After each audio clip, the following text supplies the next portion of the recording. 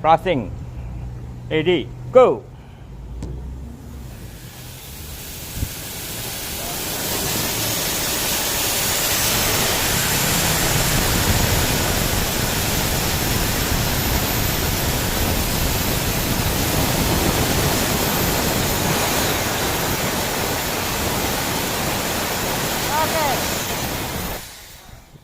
Nah kawan, ini flushing baru tengok barang keluar menyara. Ada orang mesin flushing keluar apa benda.